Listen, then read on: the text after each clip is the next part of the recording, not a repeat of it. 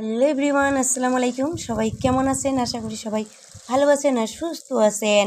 আলহামদুলিল্লাহ আমি অনেকটাই ভালো আছি। তা প্রত্যেক দিনের মতন আজকেও একটি নতুন ভিডিও নিয়ে আপনাদের কাছে আসলাম। তা আজকে শুরু করলাম রান্নার ভিডিও দিয়েই।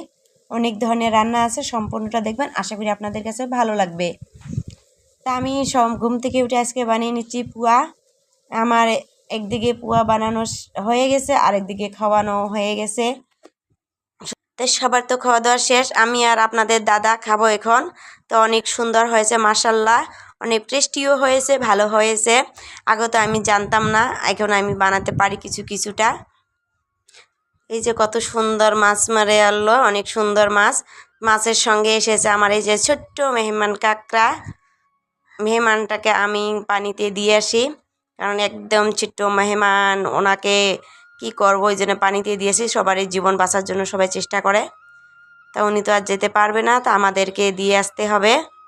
তো ওনাকে আগে পানি দিয়ে আসি। কত সুন্দর মাছ। এ ধরনের মাছ কার কার পছন্দ প্লিজ কমেন্ট করে জানাবেন।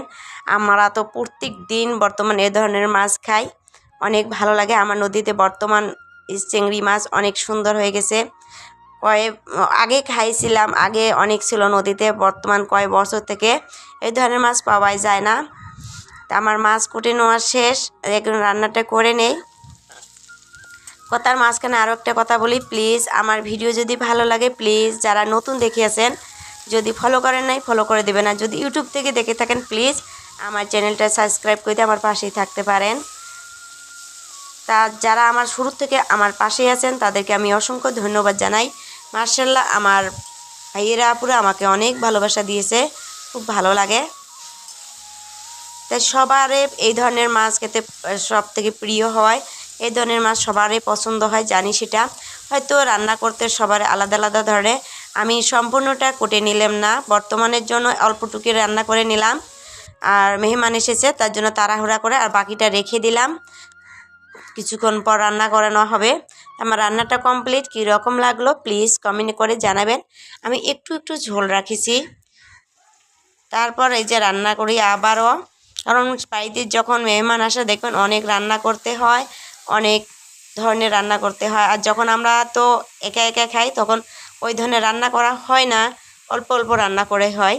কারণ এটা সবারই হয়, যখন মেহমান আসে মেহমানের উপলক্ষে খাওয়া দাওয়াটা ভালো হয়। হ্যাঁ, আর এমনি তো যখন থাকি তখন তো আলসিয়া ধরে, রান্না করতে ইচ্ছে জানা, একটা সবজি হলেই চালিয়ে নেই। সব মেয়েরাই এ ধরনেরই হয়, জানি না কে কে অমন, হয়তো আমি এই ধরনেরই হই। যখন একা থাকি কেউ আসে না তখন বেশি একটা রান্না করতে ভালো লাগে না। তা আমার ভিডিওগুলো কীরকম লাগলো প্লিজ ভালো লাগে যদি একটা লাইক কমেন্ট করে দিবেন, আর যদি অতিরিক্ত ভালো লাগে প্লিজ একটা শেয়ার করে দেবেন।